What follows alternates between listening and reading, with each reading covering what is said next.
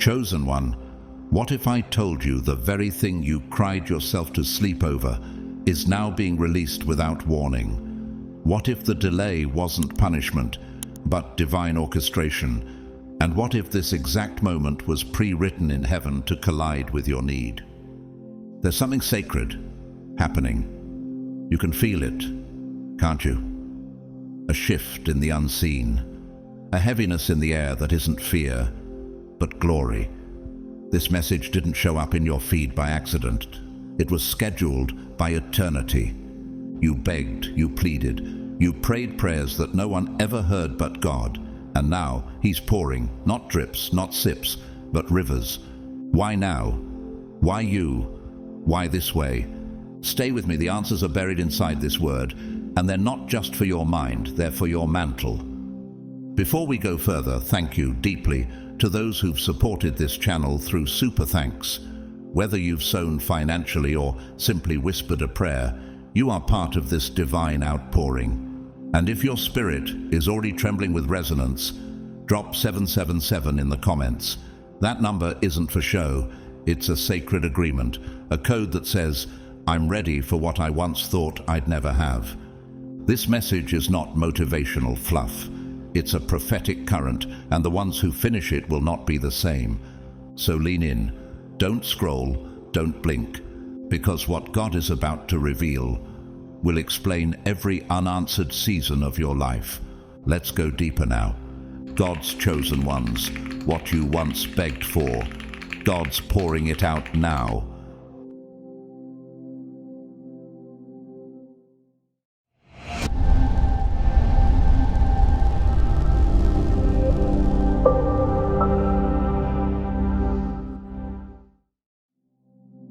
You thought the silence was rejection, but heaven was writing a slower miracle.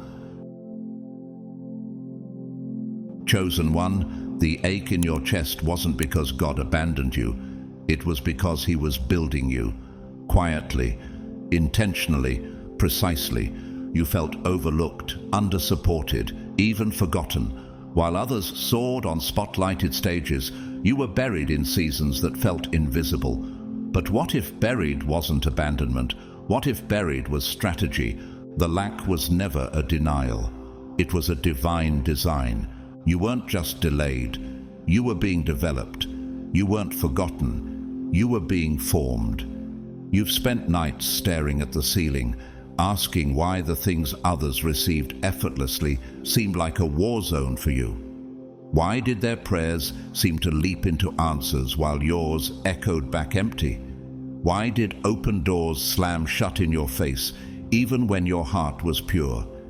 But the answer isn't absence, it's architecture. Even David, the anointed shepherd boy, knew this kind of delay. He was promised a throne but sent back to the fields. While Saul still ruled and strutted through palaces, David was writing psalms in caves and dodging spears. Did God forget His word? Number. He was forging a king in the fire of obscurity. And now you know, God wasn't denying you. He was designing something sacred through you. While others were being promoted in the public eye, you were being planted in secret soil. They got applause, you got silence. They built platforms, you built roots. And roots don't get noticed until the storm comes. During a drought, the cactus doesn't wither, it conserves.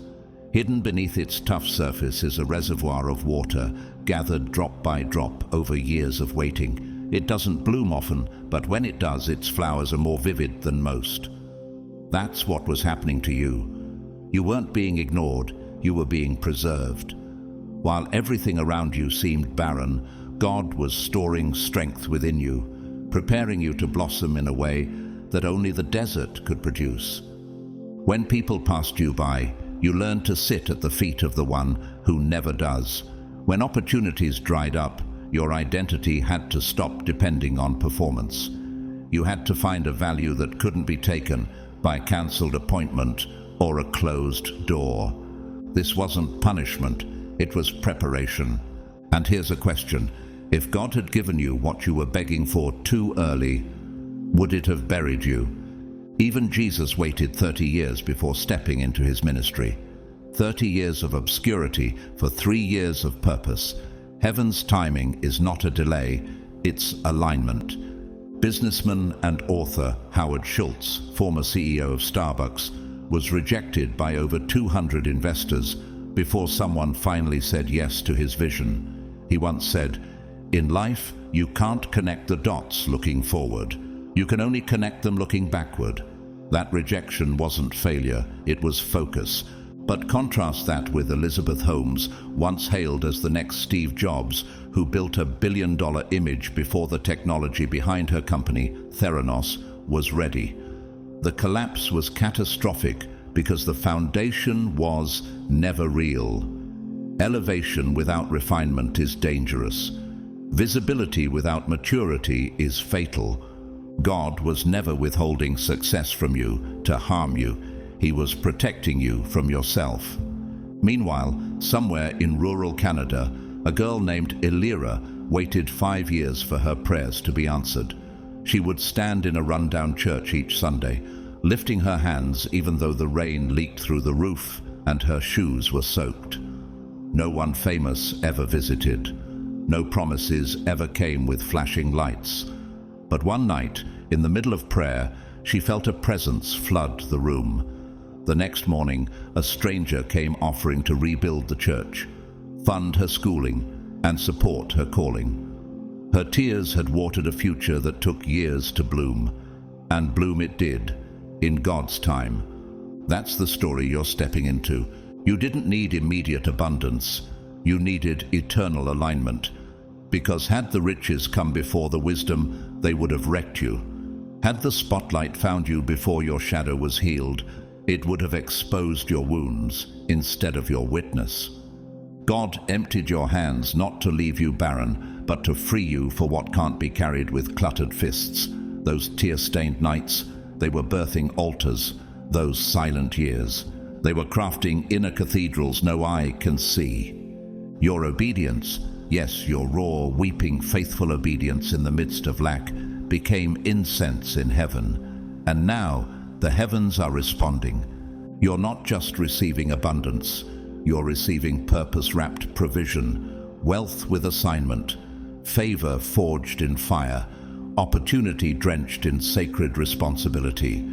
You are about to become the proof that lack wasn't a curse, it was a code, a language heaven used to train your soul to trust when logic failed, a system designed to build substance beneath your surface.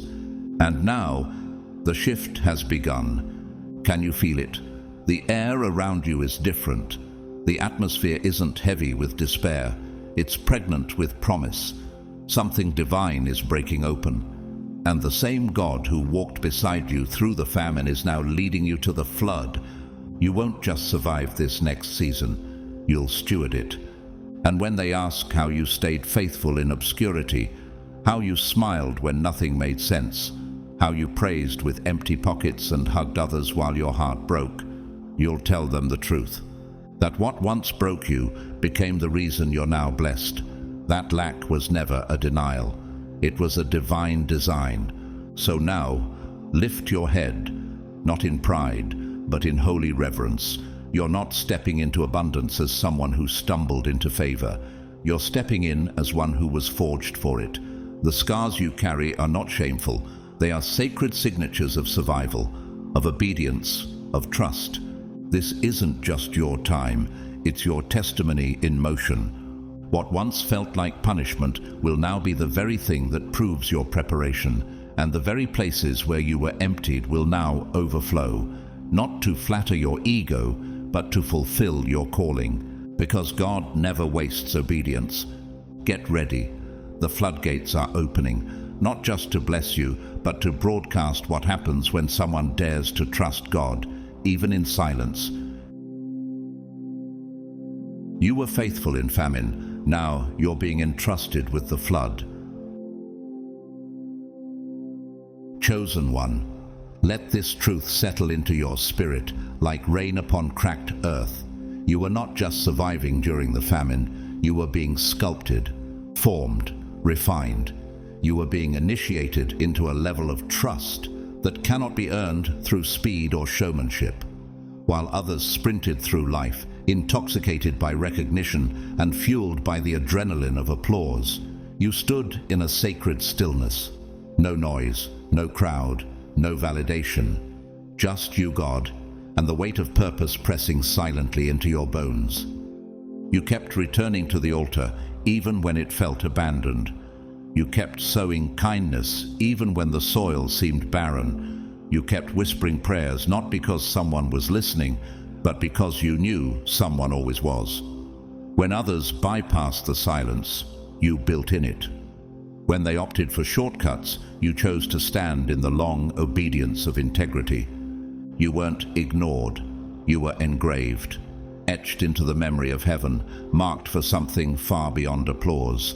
Because God doesn't just look for giftedness, He looks for those who can carry glory without being consumed by it.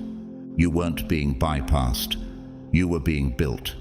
Because while the world calculates value through views, likes, and followers, heaven tallies trust through consistency, posture, and hidden sacrifice. Heaven honors what earth overlooks, and that space of obscurity you walked through, that wasn't emptiness, it was holy excavation. Every moment that felt like delay was actually the digging of deeper roots, roots that could withstand the coming flood, roots that would anchor you when blessing tried to lift you too quickly. This season was never about gaining popularity, it was about cultivating posture. God wasn't chasing your performance, He was training your posture under pressure. While others clamored for microphones, you were learning how to minister from your knees. While others built audiences, you built altars. And while some were busy being seen, you were learning how to love when unseen.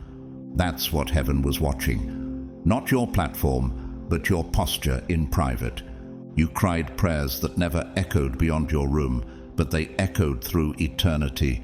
You gave sacrificially, even when it meant losing comfort. You forgave people who didn't even say sorry. You chose kindness over convenience, integrity over advancement, purity over pressure. And every time you whispered yes in the dark, heaven marked it. And what does the kingdom reward? Not popularity, not spectacle, but posture. Matthew 6:6 says it plainly, powerfully. But when you pray, go into your room, close the door, and pray to your Father who is unseen. Then your Father who sees what is done in secret will reward you. Chosen one, the doors that are opening now are not the result of chance or charisma. They are the reward of secret obedience. You stayed faithful in famine. You didn't abandon your post. You didn't weaponize your wounds. You could have left, but you stayed. You could have grown cold, but you chose to stay soft. You could have compromised, but you clung to purity like a lifeline. You let the drought refine you, not define you. And now the heavens are opening, not because you demanded attention, but because you've been proven trustworthy. Not because it's your turn, but because it's your time. And there is a difference. What if the famine wasn't punishment, but preparation for something only purity could carry? Remember Ruth. She wasn't born into status. She had no wealth, no titles, no platform, only loyalty. And loyalty, when whispered in private, echoed into eternity. Her husband was dead, her plans shattered, her future uncertain. But her declaration shook heaven. Your people will be my people, and your God my God. Ruth 1:16. That one sentence spoken in obscurity changed the trajectory of history. That unseen vow placed her in the bloodline of kings, King David, and eventually Jesus Christ himself. Can you even imagine what your hidden obedience is about to unlock? And why does God hide you? To harm you? Never. He hides to preserve. The hiding was protection. The silence was consecration. The delay was divine development. Because when destiny is that heavy, only a soul that has been seasoned in secret can carry it well. Let's go further. In a forgotten village, a woman named Anna delivered babies for over 25 years. By candlelight, without pay, without praise, no medical support, no spotlight. When asked why she never stopped, she simply said, "I serve life, not attention." That one sentence captures the weight of holy obedience. Years later, those she helped, the children who grew, the mothers who remembered, built a medical center in her name. Not because she asked, but because she served in secret. Now contrast that with Victor, a CEO who rose rapidly, charismatic, clever, admired, but his foundation was hollow. He flattered, he forged, he stepped on others to ascend, and for a while it looked like success, until truth surfaced. And when it did, everything crumbled. His name became a caution, his wealth turned toxic, his empire a mirage. What was the difference between Anna and Victor? It wasn't talent, it was foundation. God is not impressed by speed. He's invested in structure, and your structure, it was built in pain, in patience, in purity. God saw when you turned down the partnership because it violated your values. He heard when you lifted others while your own soul was crushed. He watched as you chose gentleness when rage would have been easier. That kind of costly, unglamorous obedience shakes the throne room of heaven. And now the famine has done its work. It has detoxed you from dependence on applause. It has taught you that man's approval is fragile, but God's approval is fortress. You no longer need a platform to feel purposeful. You don't chase visibility, you carry vision. You have become anchored in the Word of God, not in the winds of trends. You have learned what it means to feast not on bread, but on every word that comes from the mouth of God. Matthew 4:4. So this next season, it's not a reward, it's a responsibility. Do you feel the shift? The temperature in the spirit is changing. The wind is moving. The pressure in the atmosphere is about to break. The silence that surrounded you is being split open by the voice of destiny. The same God who sat with you in your wilderness is now crowning you in visibility, but not for your glory, for His. This outpouring is not just about increase, it's about impact. This flood is not for luxury, it's for legacy. This is not promotion, it's prophetic placement, just like Joseph. His training ground wasn't the palace, it was the prison. His gift didn't develop in comfort, it was forged in confinement. And when Pharaoh finally summoned him, Joseph didn't just interpret the dream, he administered the solution. He governed, he stewarded national revival. That's the kind of elevation you're stepping into, not just symbolic, but strategic. So ask yourself, what can heaven now entrust you with? Wealth? Yes, but also wisdom. Reach? Yes, but also righteousness. Opportunity? Yes, but also anointing. The ice is breaking, the soil is thawing, the floodgates are opening. What was dormant is bursting to life. The harvest is responding to the seeds of your silence. The tears you cried in private are becoming rivers of joy in public. The moments you endured without applause are becoming monuments to God's faithfulness. But hear this clearly, you are not stepping into comfort, you are stepping into commissioning. You are not entering convenience, you are entering calling. Your voice will break shackles, your hands will build refuge. Your presence will speak even when your mouth is silent. And when the overflow comes, don't shrink, don't hide, don't drape yourself in false humility, because this isn't about ego, this is about evidence. You are now the living proof that obedience in famine activates favor from the throne. Whoever can be trusted with very little can also be trusted with much. Luke 16:10. And chosen one, you were faithful with little. Now heaven is placing much in your hands. This is not just a blessing, this is trust from the throne. How can it be that the very places where you once collapsed are now where you stand tallest? Chosen one, this isn't coincidence. This is divine reversal. Heaven is repaying every tear with triumph. Every place you once bled is about to blossom. The very areas where you once lacked, where you questioned your worth, where you nearly gave up. Those are the exact places God is preparing to use as your loudest testimonies. You've carried quiet agony for so long. Why did love evade you? Why did support seem absent? Why did others seem to glide while you crawled? And what was the purpose of being sent into a season that stripped everything except your breath? What if the pain wasn't punishment? What if the void was intentional?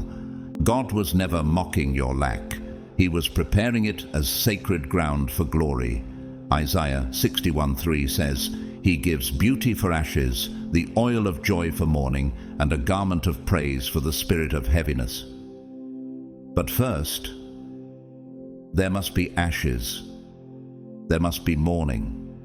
There must be heaviness. Your ashes are not the end. They're the beginning of evidence. You lacked love, and now you're being surrounded by covenant hearts, people who don't just want your time, but cherish your essence. You lacked affirmation, and now heaven is commissioning your voice to speak identity into those who are lost like you once were. You lacked clarity, and now your wisdom is razor sharp, not because of books, but because you bled for it. In the Bible, consider Peter, the disciple who denied Jesus 3 times out of fear. His moment of failure was public, humiliating, but after restoration, it was Peter's voice that ignited the early church at Pentecost. Acts 2. His shame became his strength. The void in his courage became the roar of his destiny. Could it be that your failure is simply the training ground of your future fire? You used to pray for a guide. Now you're the one lighting the path. You once begged God for refuge. Now you're building shelters for others. This isn't just restoration, it's repurposing. A young man named Leo, orphaned at 12, spent his teenage years homeless, sleeping under highway overpasses and bathing in public fountains. He once prayed for food, just one meal without begging. 2 decades later, he runs a chain of food banks that feed 10,000 families monthly. His pain became the blueprint for his purpose. No seminary, no podium, just scars that turned into strategy. But here's the mystery. The enemy meant to silence you in those very places. Rejection was meant to dismantle your dignity. Poverty was meant to destroy your faith. Confusion was meant to break your voice. But you survived. You adapted. And you didn't just crawl out. You transformed. Meanwhile, Marla, once a beloved public speaker, manipulated the empathy of crowds. Her story of abuse turned out to be fabricated. She chased a platform without the pain, and when truth surfaced, her influence disintegrated. Why? Because you cannot counterfeit brokenness. Real testimony has weight. Real scars carry oil. And you, chosen one, have oil on your scars. Nature tells this story too. The lotus flower blooms from mud. The deepest roots are found in the hardest soil. Diamonds are formed under pressure. And caterpillars don't sprout wings. They disintegrate into nothing before resurrection. Could your confusion have been your cocoon? God doesn't just give back what was taken. He gives it back multiplied. Joel 2:25 promises, "I will restore to you the years the swarming locust has eaten." Not just a moment, not just a blessing, years. He's not repaying you with mercy only, he's answering with multiplication. Your heartbreak didn't just soften your heart, it sharpened your discernment. Your loneliness didn't just isolate you, it consecrated you. Your rejection didn't just hurt you, it redirected you. And your poverty didn't just humble you, it taught you how to steward abundance with reverence. You are not just restored, you are redefined. Now you walk through the very valleys that used to bury you, not as a victim, but as a vessel. You speak life into tombs.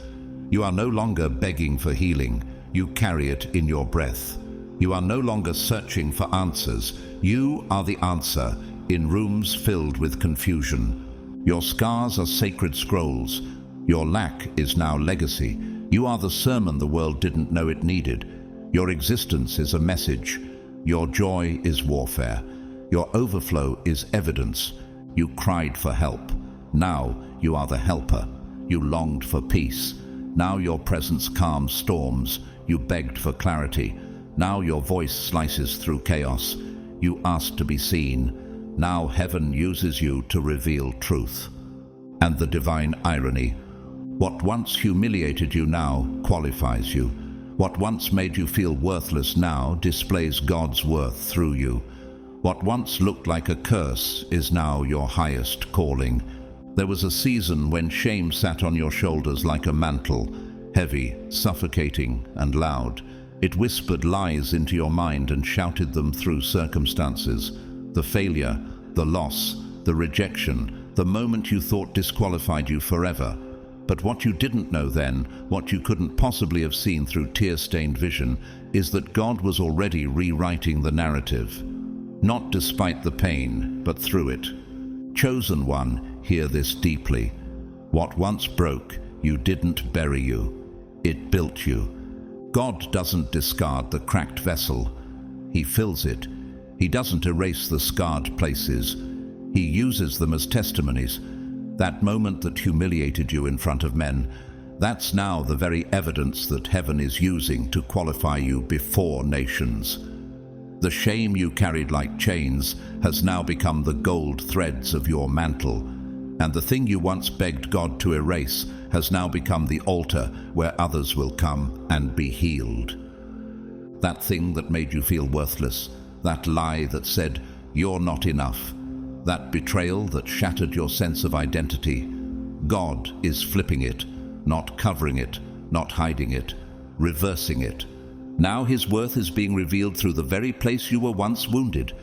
He didn't remove your story, He anointed it. What looked like a curse, it wasn't a curse, it was a calling in disguise.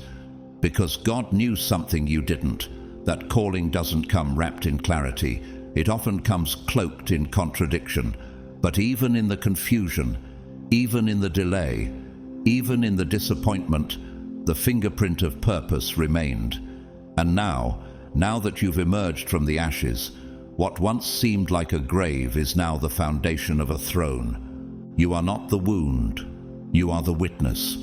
You are living proof that God takes the broken and makes them bridges. You are the evidence that He doesn't waste pain. He recycles it into purpose. You are the testimony that God will take the rejected and transform them into rulers. That He will take the voiceless and awaken them as vessels, not because they were perfect, but because they were available. He uses what the world throws away. He chooses what the world forgets. And you are His chosen one. So walk boldly, not with ego, not with arrogance, but with divine awareness. There is a holy weight on your life now.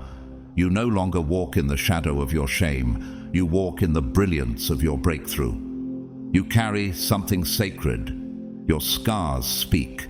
Your silence carries sound. Your survival is now someone else's roadmap. You carry treasure in the very places you once carried pain. Do you see it? The very arena where you once wept, where they mocked you, misunderstood you, wrote you off, is now being transformed into the platform where God will display His glory through your life. The same people who watched you fall will witness you rise. The same floor that held your tears will now echo with the sound of your voice. The same weakness they saw will become the wonder they can't explain.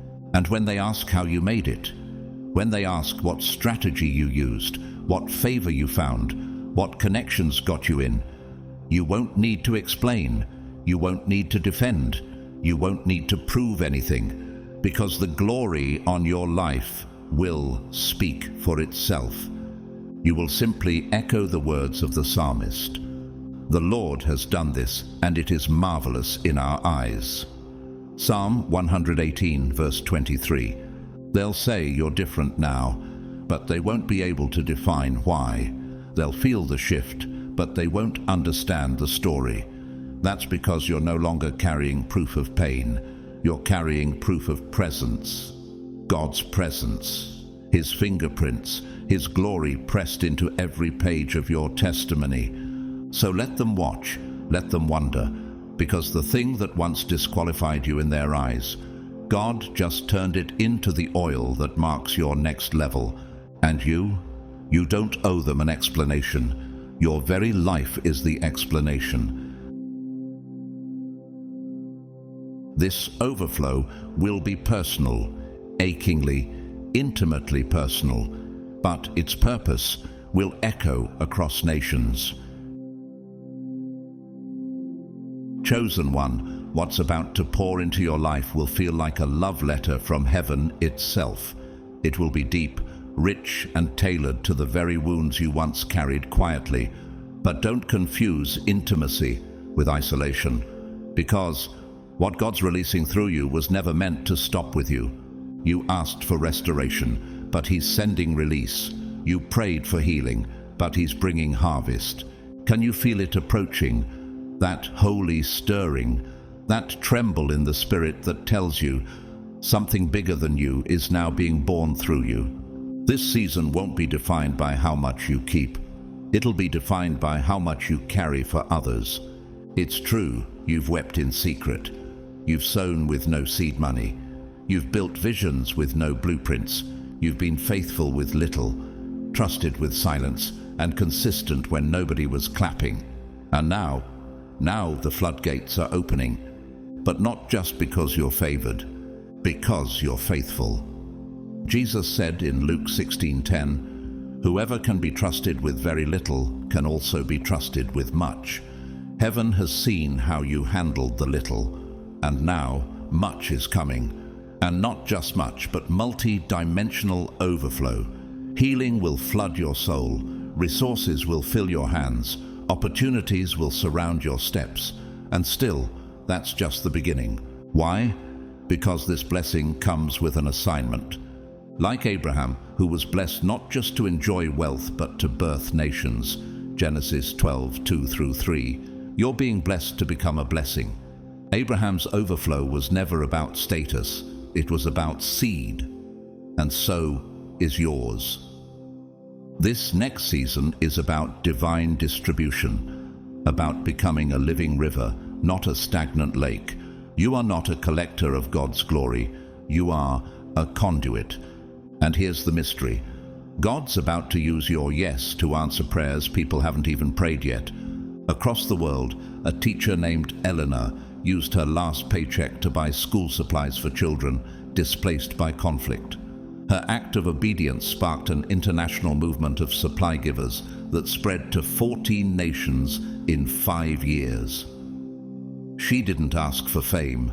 She simply said yes, and her yes became a legacy.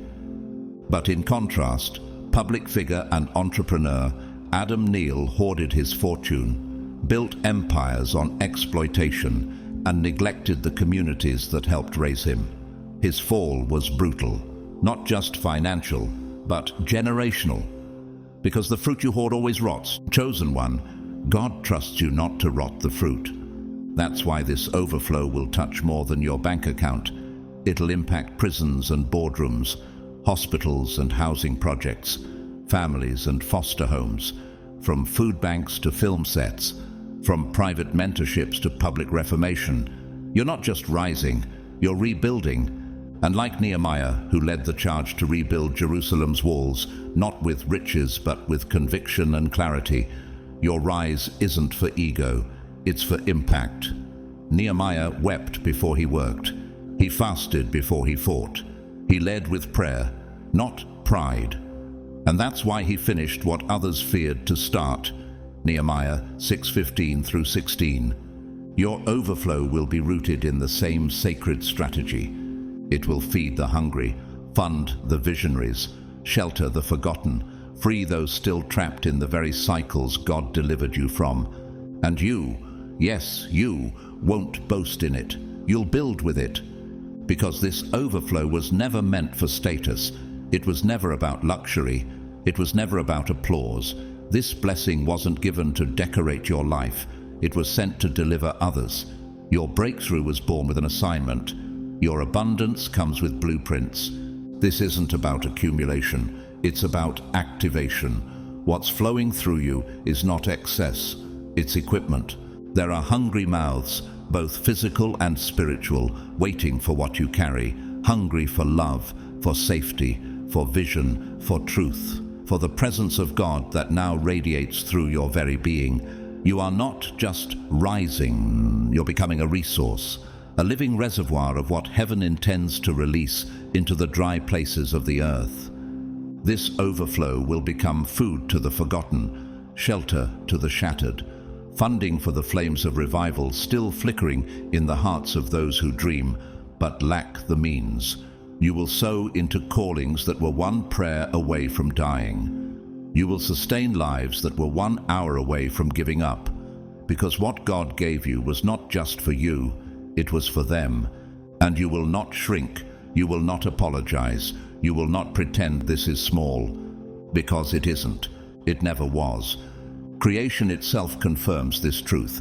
Nature does not hoard. The clouds, silent, vast, invisible workers in the sky, do not collect water to keep it. They store until the right moment, and then they release. And when they release, they don't ask permission. They don't look for approval. They just pour. They pour because the earth needs what they've carried in silence. Rivers do not trap rain, they move it. They carve new landscapes as they go, shifting whole ecosystems because they refuse to be stagnant. The tree that bears the most fruit does not cling to it. It lets it fall. It shares without negotiation, without fear of lack. It knows abundance multiplies only when released. So why would you, chosen one, be any different? You were never meant to hoard the harvest. You were meant to harvest the hoard, to empty what others stored up in fear and release it in faith. This overflow had your name on it before you ever had a title, before you were ever applauded, before the gifts were visible, before the vision was clear, before you were even formed. Before I formed you in the womb, I knew you. Before you were born, I set you apart. Jeremiah 1:5. God didn't choose you because you were the most equipped. He chose you because you were the most surrendered. And He didn't prepare you in the palace. He prepared you in silence, in sorrow, in that sacred space where only angels heard your cry and the Spirit groaned with you in wordless intercession. The pain was not wasted. It was weight. And now that cry, that private groan, that unspoken ache, it's becoming a call to the nations. You won't flaunt this. You'll plant it. You won't waste this. You'll water dry places with it. You won't fear this abundance. You'll free others through it. Because now you know, it was never about you being seen. It was about heaven being revealed through you. The world may define wealth by what you can stack, store, wear, or show. But heaven measures it differently. The kingdom doesn't ask how much you've gained. It asks, how much have you given? How many lives were lifted because of your portion? How many systems were shifted because of your obedience? The world sees the results. God sees the reason. That's what makes you dangerous now. Not your bank account, not your followers, not your access, but your posture. Because now, even with access, you still bow. Even with increase, you still intercede. Even with recognition, you still retreat to the secret place. This is not just favor, it's function, it's flow. It's heaven's economy working through your yielded vessel. Like a river running downhill, this overflow cannot be stopped. It wasn't meant to be contained. It's meant to be channeled. So the question isn't, how blessed will you be? The question is, what will you rebuild? Who will you restore? How many cries will be answered because you didn't hoard this moment? Will orphanages rise because of your obedience? Will shelters be built where silence once stood? Will visionaries finally launch because you funded what others feared? Will captives be freed because you remembered the chains you once wore? This is not the time to hesitate. Don't hesitate. Don't hoard. Don't hold back, because this is not just your season. It's the world's season through you. You are now a distribution center for heaven, a living conduit of God's economy. Every blessing you've received was designed to answer someone's cry. You will be enriched in every way so that you can be generous on every occasion. 2 Corinthians 9:11. That verse is not poetic, it's prophetic. Heaven doesn't enrich you randomly. It enriches you strategically, for every occasion, for every soul, for every assignment. Your generosity is not a suggestion, it's an identity. And in this, your stewardship becomes proof. Not just that God blesses, but that God entrusts. So rise, chosen one, not to take, but to transform. Let's make this clear. What you went through wasn't misfortune. It was a battlefield. Chosen one, that season of lack wasn't a coincidence. It wasn't just life happening. It was a covert war against your calling. Every setback, every silent night, every door that closed without warning. It was all part of a targeted campaign to wear you down before you ever found out how dangerous you truly are. The enemy didn't just want your resources. He wanted your revelation. He knew that if you ever discovered your true identity, if you ever understood how deeply heaven trusts you, you'd become unstoppable. So he tried to interrupt your clarity. He struck your finances, hoping to paralyze your faith. He hit your relationships to hollow out your hope. He touched your peace, your confidence, your health, not because those were the target, but because you were. Do you realize how afraid hell is of your awakening? It was never about the job, never about the money, never about that one opportunity. The real battle was always your belief system, because if the enemy could get you to question God's timing, doubt your worth, or give up on your vision, he wouldn't need to destroy you. You would sabotage yourself. But here's the miracle. You didn't break. You bent, but you kept believing. You wept, but you kept walking. You staggered, but you never surrendered. When demons whispered, "You're forgotten," you answered with worship. When lack screamed, "You're done," you lifted your voice in prayer. That resistance, that stubborn refusal to quit, that was your victory in seed form. And now, the reversal begins. God is not just restoring what was taken, He's compensating for what was deliberately targeted. This is not charity. This is justice. This is divine vengeance, not fueled by bitterness, but by the holiness of heaven's order. In Scripture, Job lost everything: family, finances, health, not because he sinned, but because he was marked. Satan believed that stripping him would expose weakness. But Job held fast, saying, "Though he slay me, yet will I hope in him." Job 13:15. In the end, God restored double everything that had been lost. Job 42:10. That's not just redemption, that's a pattern.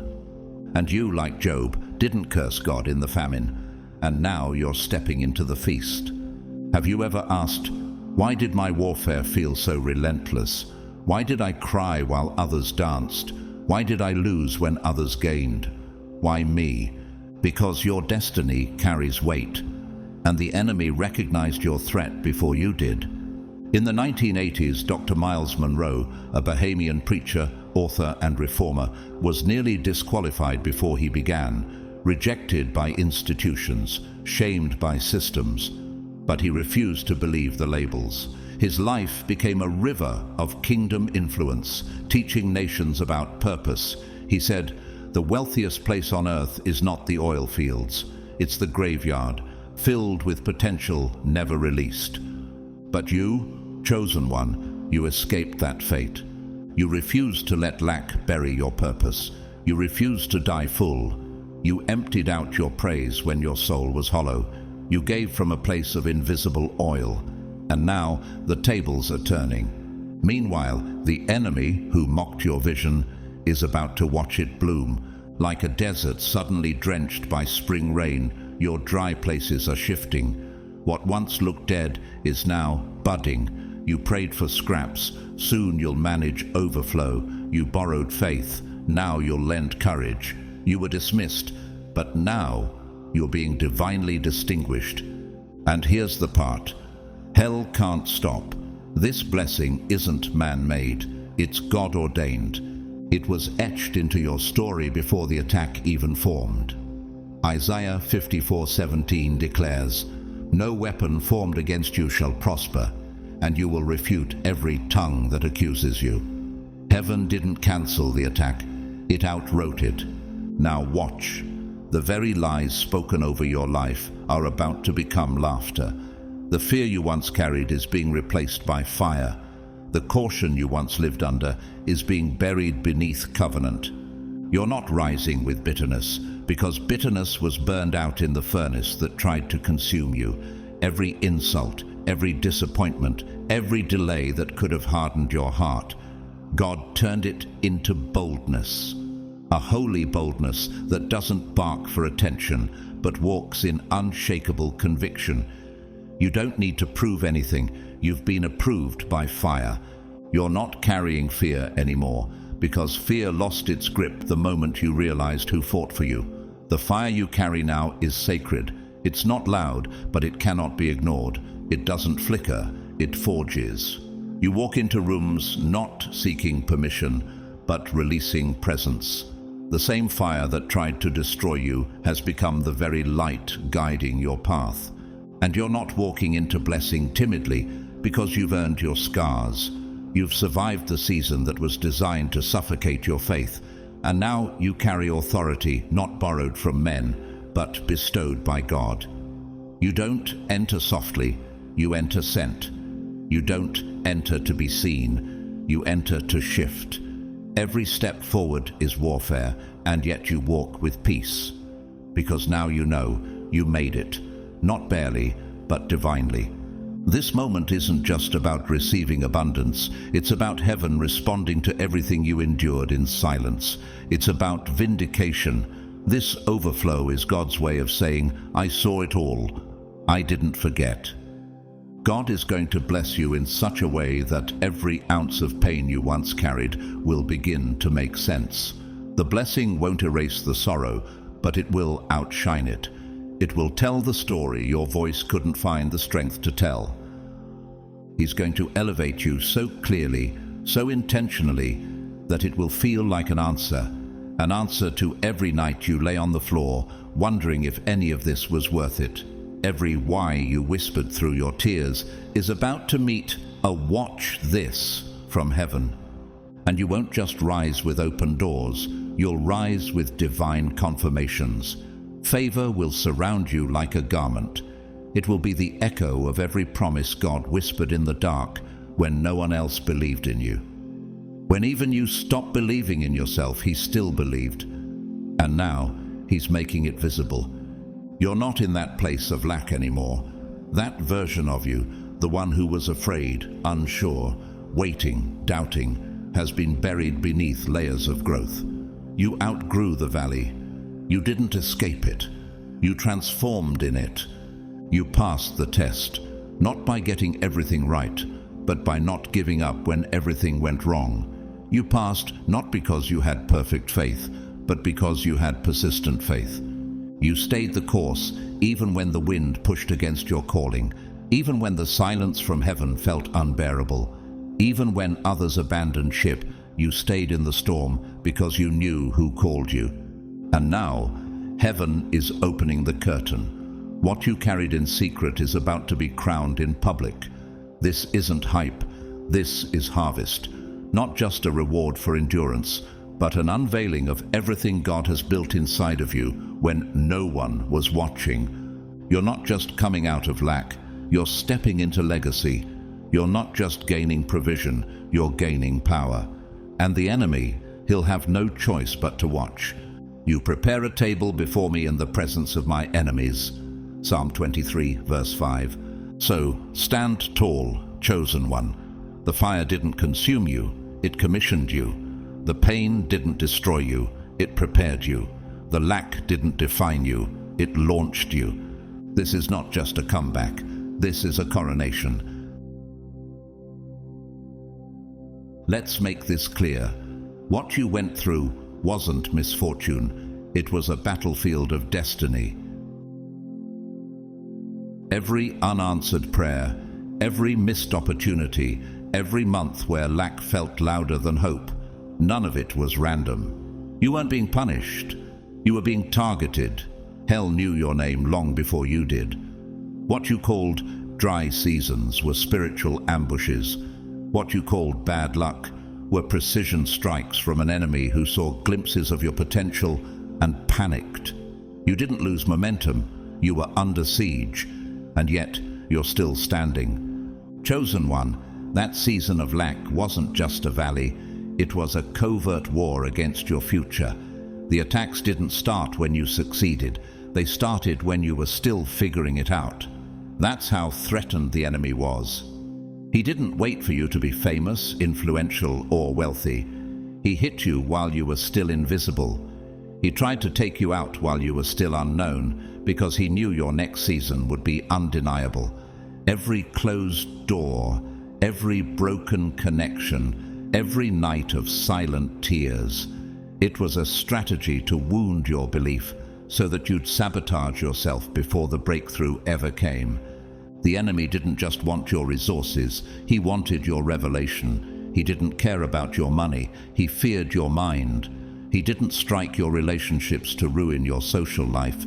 He struck to drain your hope, distort your identity, and discourage your soul from ever dreaming again. But God, rich in mercy, allowed certain things to break, not to punish you, but to reveal what couldn't be shaken. You thought you were losing everything. In truth, you were shedding what couldn't carry the next dimension. Do you realize how afraid hell is of your awakening?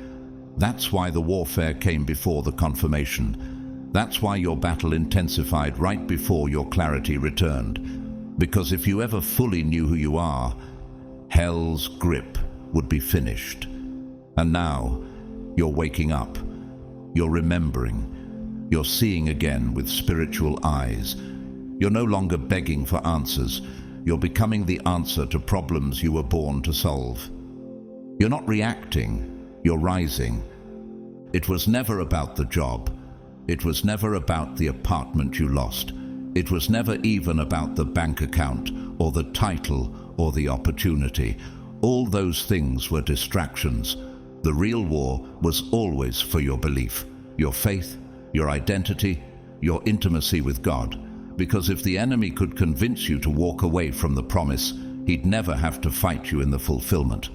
But you didn't break. You bent, but you bowed in worship. You cried, but you didn't curse. You were pressed, but you didn't quit. You had every reason to walk away, but you stayed. You had every reason to hate, but you chose to bless. And that decision, day after day, is what kept the covenant active over your life. That resistance, that stubborn refusal to quit, that was your victory in seed form. Every time you chose prayer over panic, every time you forgave without apology, every time you chose to sow when your soil felt dry. That wasn't weakness, that was warfare. That was heaven watching to see if you'd believe before you saw. And now the reward for your endurance is beginning to manifest in layers, quietly, powerfully, irreversibly. You're not rising with bitterness, because bitterness was burned off in the furnace of affliction. Every betrayal that should have made you cold became firewood for your altar. Every loss that could have made you bitter became language for your testimony. You don't walk with venom, you walk with vision. Holy boldness has replaced human offense. You're not carrying fear anymore, because fear no longer fits in the vessel you've become. The fire inside you now is sacred. It doesn't flare with rage, it refines with purpose. You step into rooms not seeking validation, but carrying presence. The very flames that tried to consume you now illuminate the path for others behind you. What once intimidated you now recognizes your authority and bows. And you're not walking into blessing timidly. You've survived battles no one else even knew existed. You don't carry entitlement, you carry evidence. Your hands don't reach to impress, they build. Every scar has become a code. Every wound is now a weapon. You're not stepping into the next chapter as a victim. You're stepping in as a vessel of unshakable authority. This isn't just about overflow. It's about vindication, the kind of vindication that doesn't need to scream, the kind that stands in rooms once closed and says nothing, because favor says it all. God is about to bless you in a way that silences every whisper of the past. Not because you need revenge, but because heaven is a God of justice. In Scripture, Job lost everything: family, finances, health. Not because he sinned, but because he was marked. Satan believed that stripping him would expose weakness. But Job held fast, saying, "Though he slay me, yet will I hope in him." Job 13:15. And in the end, God restored double everything that had been lost. Job 42:10. That's not just redemption, it's a prophetic blueprint, and you're walking in it now. God is going to elevate you so clearly, so purposefully, that it will answer every tear-soaked question you ever asked when no one else could hear you. "Why me?" will turn into, "Now I see." "Was it worth it?" will be answered by evidence. You will walk into places that once mocked you and carry such glory that people will ask, "How did you survive?" And the only answer you'll need is, "Grace built me in silence." You won't just rise with open doors, you'll rise with divine confirmations. Favor will surround you like a garment. It will be the echo of every promise God whispered in the dark when no one else believed in you. When even you stopped believing in yourself, He still believed, and now He's making it visible.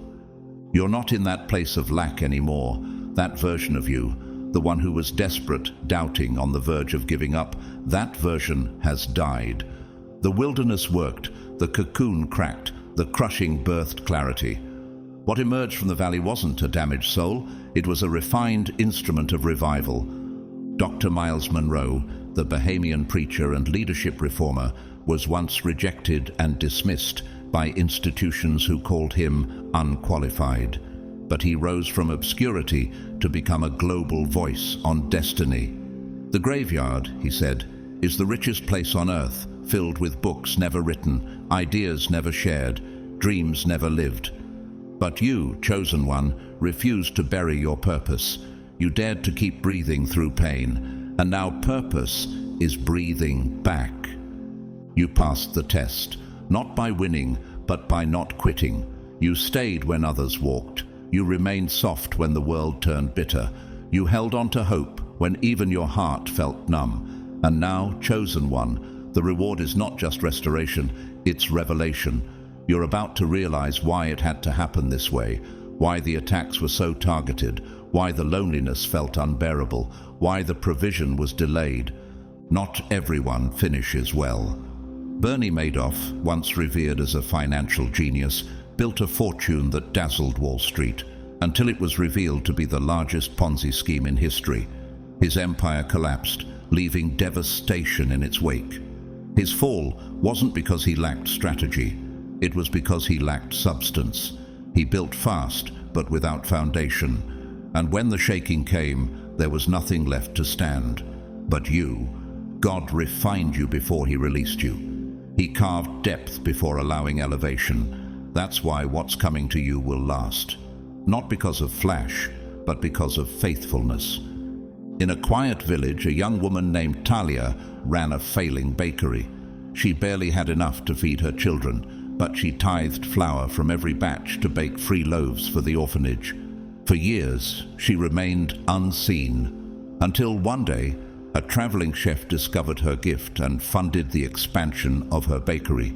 Today, she employs dozens of single mothers and distributes bread to 4 provinces. Her overflow didn't start with success.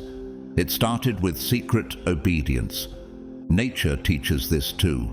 The pearl, one of the most treasured gems on earth, is not formed in peace.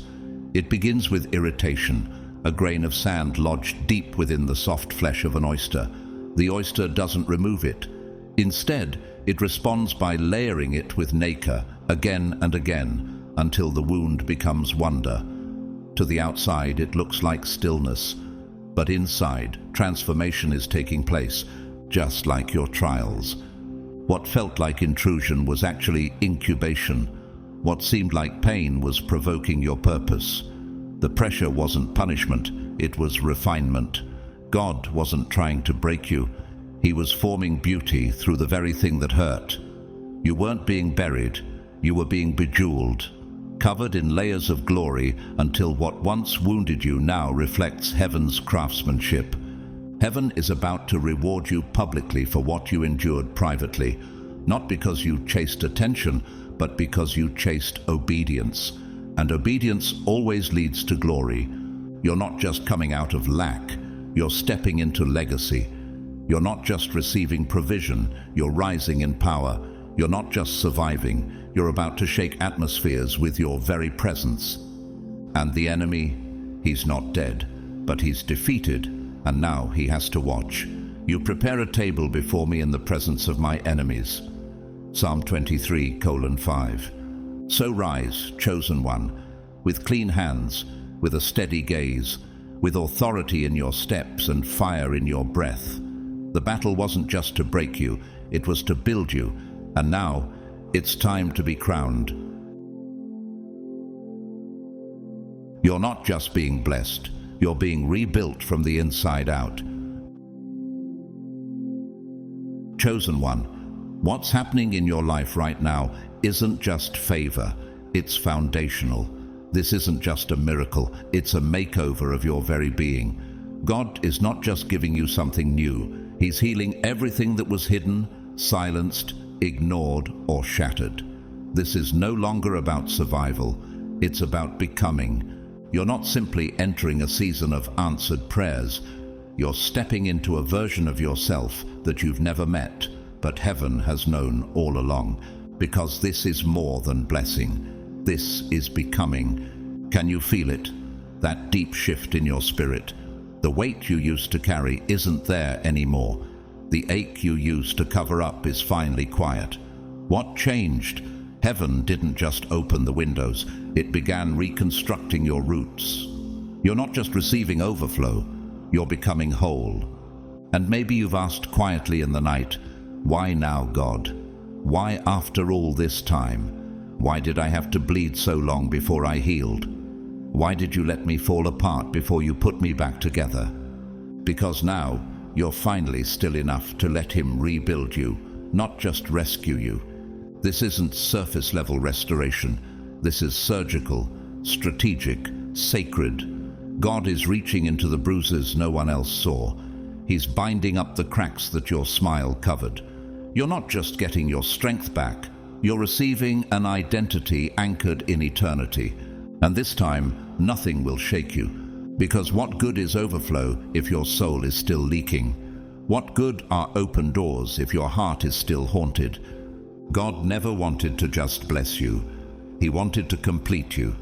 In Luke 17, Jesus healed 10 lepers, but only one returned to worship, and to that one Jesus said, "Your faith has made you whole." Not just healed, whole. There's a difference. He didn't just walk away clean, he walked away restored. That's what God is doing in your life right now. Wholeness isn't just about no longer hurting. It's about fully knowing who you are and never needing the world to agree. That's why you'll no longer chase platforms to feel seen. You'll no longer crave rooms that require your silence to stay accepted. You'll walk in with quiet confidence because your worth has been sealed in secret. But this healing won't remain hidden. People will see the glow, the calm, the stability, and they'll ask, "What happened to you?" Your answer will be simple but unshakable. God made me whole. And they'll believe it, not because of what you say, but because of how you carry yourself. You won't flinch in the face of what used to paralyze you. You won't explain away your strength. You'll stand in it. This is why the warfare was so relentless. The enemy wasn't just afraid of your blessing, he was terrified of your becoming. He could have tolerated you being loud. He couldn't afford you becoming rooted.